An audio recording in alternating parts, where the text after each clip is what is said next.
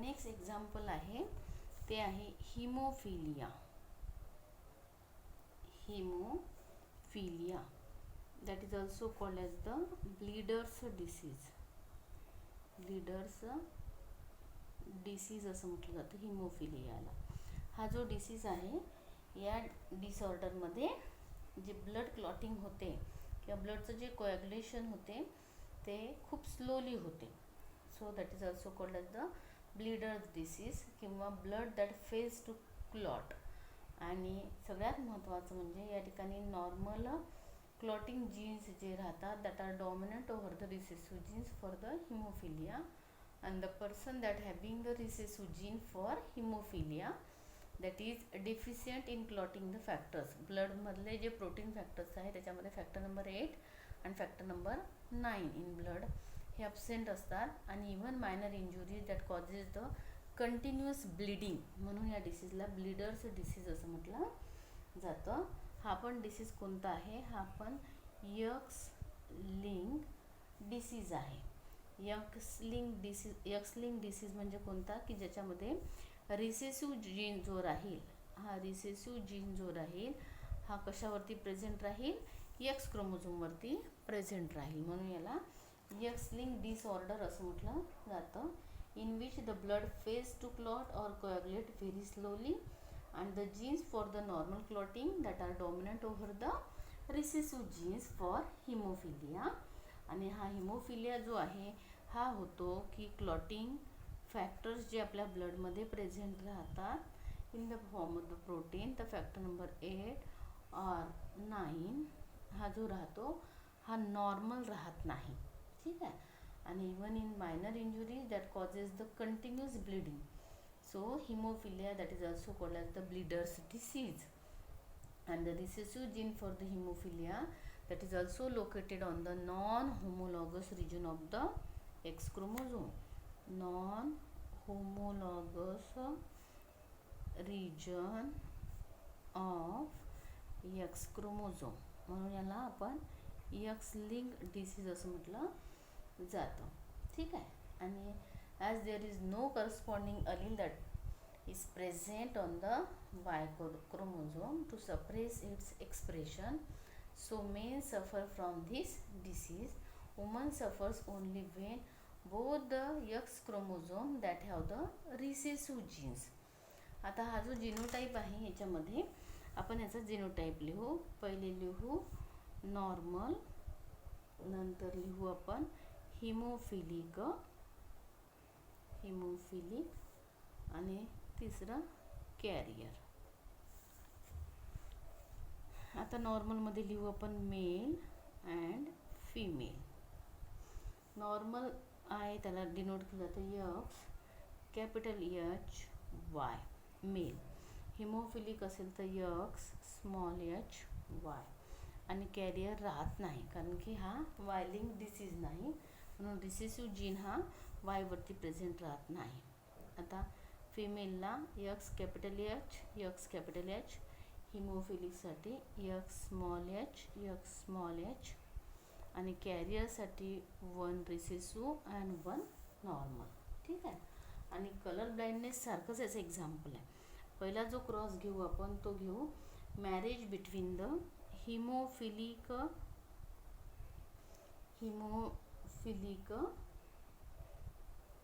Mail with normal female. आता याचं लिहू आपण जिनोटाईप. हे झाले तुमचे पॅरेंट्स.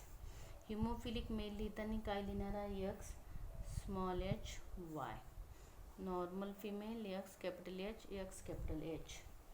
आता याचे gametes X small H Y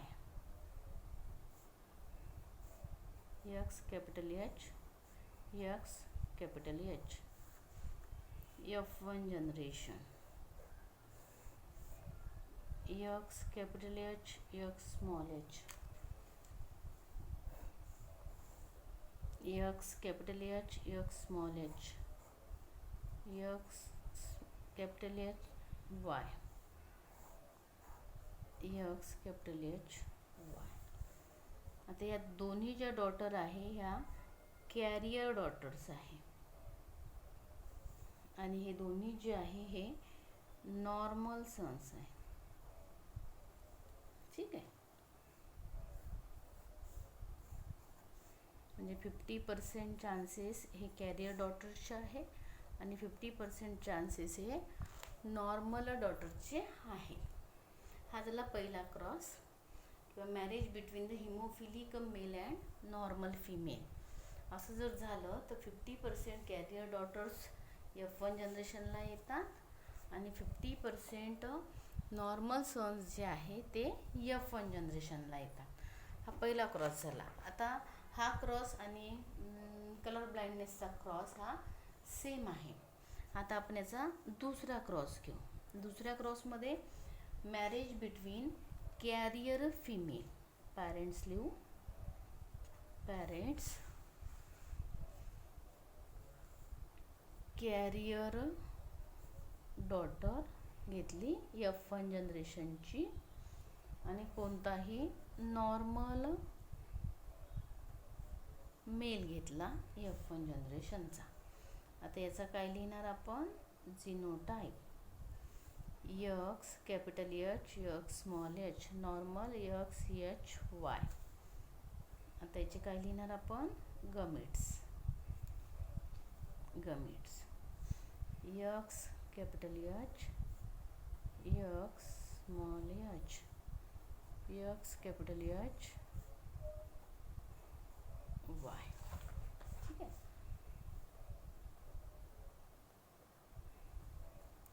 आता F1 जनरेशन,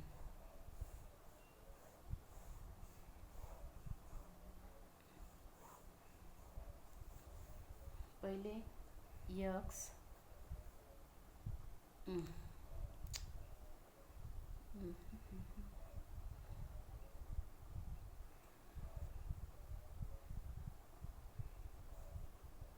हा असा पाहिजे आणि हा असा पाहिजे होता. ठीक आहे. X capital H, X capital H म्हणजे ही झाली नॉर्मल फिमेल. X H आणि XH. दुसरा X कॅपिटल H आणि Y हा झाला आहे नॉर्मल मेल. तिसरा X capital H, X small h म्हणजे ही झाली carrier female, carrier female.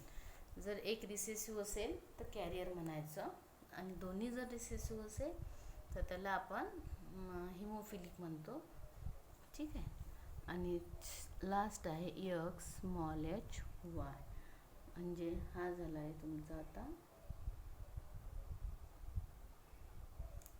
Haemophilic mail,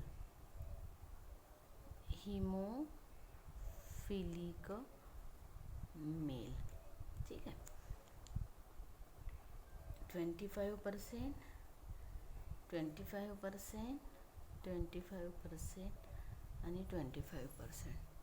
आता हे दोन्ही क्रॉस तुमच्याजवळ आहे. पहिला आहे marriages between haemophilic male with normal female. Haemophilic male आहे आणि नॉर्मल फिमेल आहे.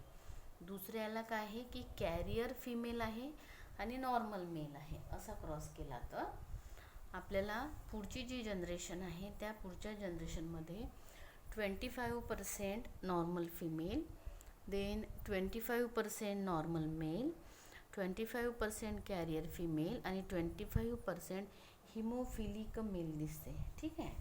आणि हा जो डिसीज आहे या डिसीजला रॉयल डिसीज असं म्हणतात because that is it affected the royal families of the England in Germany, Russia and Spain in 19th and 20th century.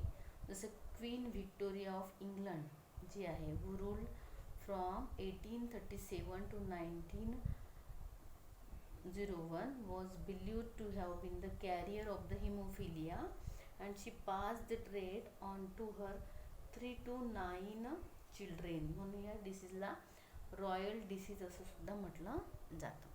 आता या दोन्ही क्रॉसवरून आपल्याला लक्षात येते की हे पण जे पॅटर्न ऑफ द इनहेरिटन्स आहे हे क्रिस क्रॉस इनहेरिटन्स आहे. म्हणजे haemophilia that follows criss cross inheritance because it is transmitted from father to his grandson through his daughter.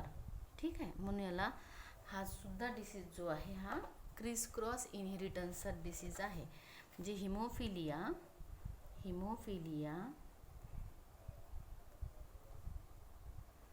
follows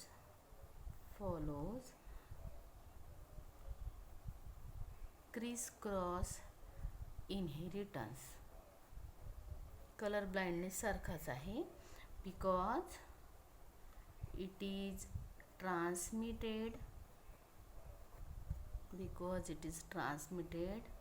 from the father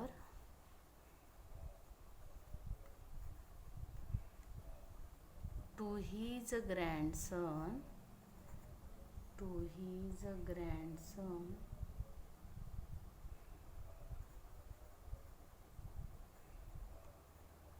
through his daughter.